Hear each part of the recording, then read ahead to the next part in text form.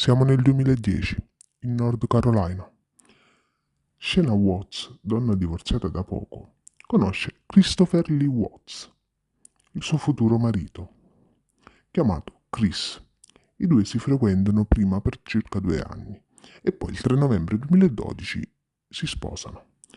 Nel 2013 si trasferiscono in Colorado per lavoro e il 17 dicembre dello stesso anno nasce la loro prima figlia, Bella Watts, e nel 2015 nasce la loro seconda figlia Celeste. Chris lavora da One d'Arco, un'azienda pietrolifera, mentre Shannon è una rappresentante per la società Multilevel. Molto brava nel suo lavoro, aveva una pagina Facebook, faceva molte dirette, molte live per mostrare i prodotti e vendeva molto. E sui social mostrava anche molto la sua vita privata, dove appariva molte volte anche Chris, le sue figlie, insomma, riprendeva la sua vita quotidiana. Nel suo lavoro era molto bravo, era il top. Infatti aveva ricevuto anche in regalo un'auto dalla sua azienda per l'ottimo lavoro eseguito. Gli amici dicevano che la loro era una famiglia perfetta, che erano molto innamorati, che Chris era un ottimo padre e un marito premuroso e affettuoso. Alla coppia piaceva anche molto viaggiare. Avevano anche una bella casa, con 5 camere da letto. Ma nel maggio del 2018 Shannon scopre di essere incinta del terzo figlio, ma Chris non sembra esserne molto entusiasta.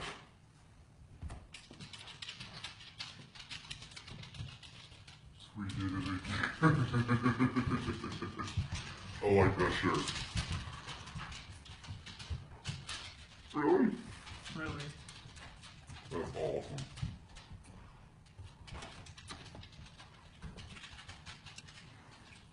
So pink means... That's just the test. I know, it just says the pink is gonna be girls. I don't know. Just the test. That's awesome. Il 27 giugno Shannon va in vacanza con le figlie dei suoi genitori per 6 settimane. La coppia aveva cominciato ad avere qualche problemino, infatti i vicini la sera prima li avevano sentiti litigare, nulla di che, ma avevano sentito questo litigio. E forse Shannon voleva prendersi un po' di tempo. Nel mentre in quelle 6 settimane Chris comincia a flirtare con una sua collega di lavoro, Nicole Kessinger. Nel mentre Shannon nota che il marito comincia a essere un po' distante, non la chiama, non si fa sentire e comincia allora a chiedere al marito cosa ci fosse che non va. Lui ovviamente non risponde. Ma l'8 luglio Chris cerca la moglie, gli scrive che gli dispiace e che per lui è tutto a posto.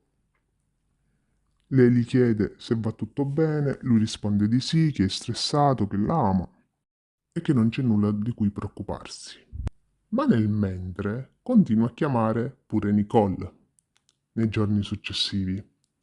Il 14 luglio Shanna chiama tutto il giorno Chris, ma lui non gli risponde, perché lui si trovava ad un museo d'auto insieme a Nicole. La sera dello stesso giorno Chris chiama Shannon e gli dice che vuole separarsi, che non vuole più stare con lei, che non vuole più questo bambino e che è finita perché non la ama più. Allora Shannon gli chiede di ripensarci, gli propone di andare in terapia di coppia, ma lui si rifiuta e gli ripete che vuole separarsi e che è finita. E nel mentre Chris con la sua amante cominciano a scambiarsi anche qualche foto a sé, che lui nasconde in un'app che si era scaricato in cui è possibile nascondere messaggi e foto. E lui metteva tutto lì, messaggi, foto e tutto. Nel mentre Shannon vuole provare a salvare il suo matrimonio, quindi contatta Chris, gli chiede di parlare, gli chiede di riprovarci, ma nulla. Chris non ne vuole sapere.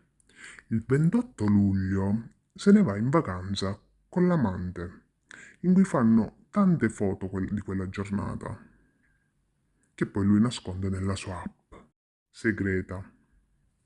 Il 31 luglio Chris raggiunge Shannon in North Carolina, ma anche lì continua a scambiarsi messaggi e foto con Nicole, non preoccupandosi neanche minimamente di Shannon, che un giorno di quelli si era sentita pure male, vomitando tutto il giorno e lui non l'aveva neanche aiutata. Anche i genitori di Shannon notano in Chris un cambiamento. Vedono che è distante, è più freddo e la cosa gli suona strana. Non era così Chris. Nel mentre lui continuava a scambiarsi effusioni con Nicole via messaggi. Il 7 agosto Shannon messaggia con una sua amica. Gli dice che Chris è strano, che non vuole più questo figlio, che si vuole separare e l'amica prova a consolarla.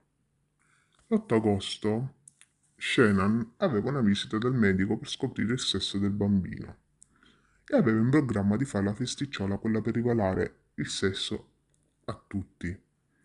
Ma la festa non si farà più e Shannon avvisa tutti, le sue amiche. Una delle sue amiche chiede il perché, se ci fosse qualcosa che non va tra i due, e Shannon risponde che Chris gli aveva detto che loro due non erano più compatibili e che non voleva più neanche abbracciarla.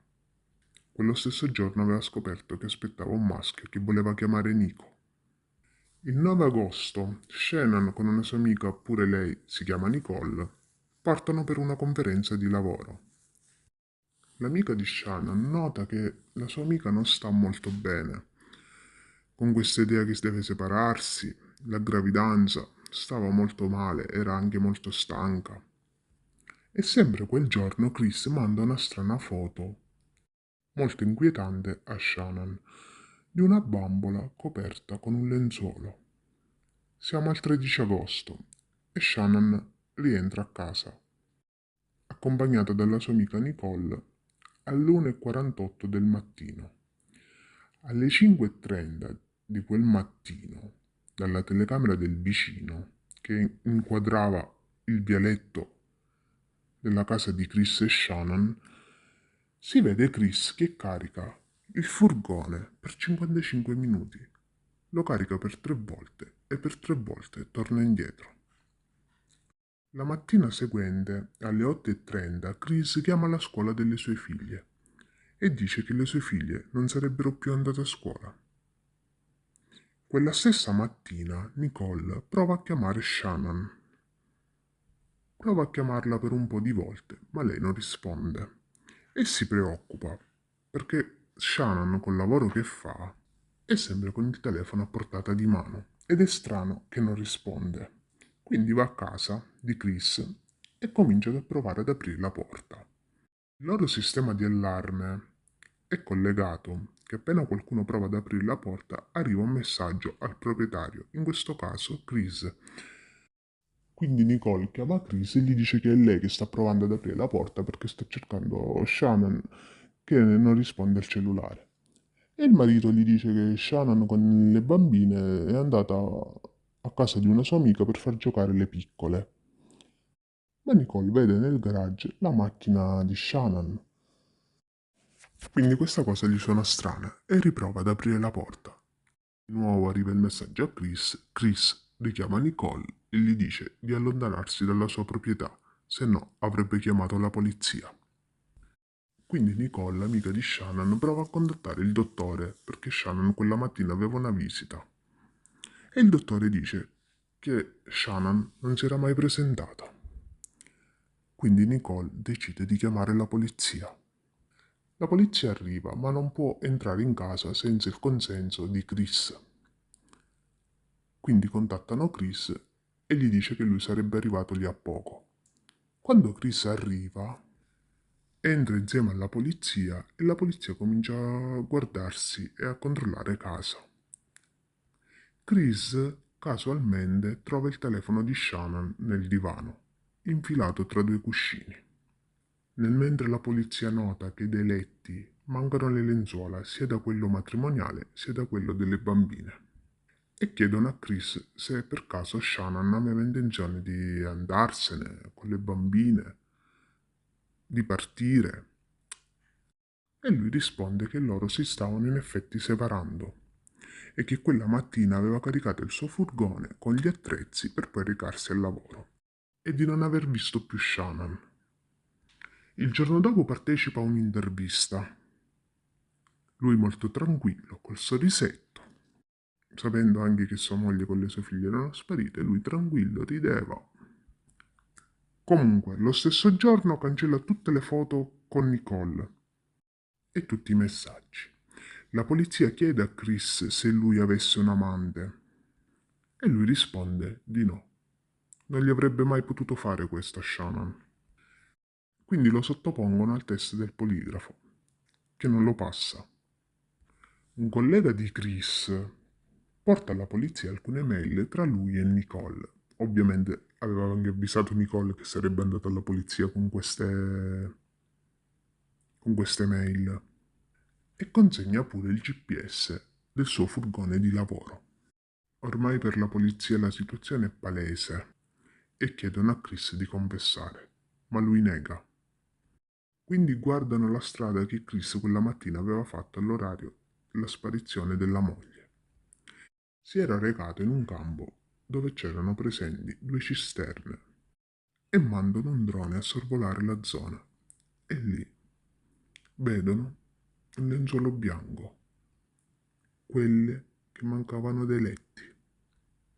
Quindi di nuovo la polizia spinge Chris a confessare, ma lui nega tutto, per poi chiedere di poter parlare con suo padre.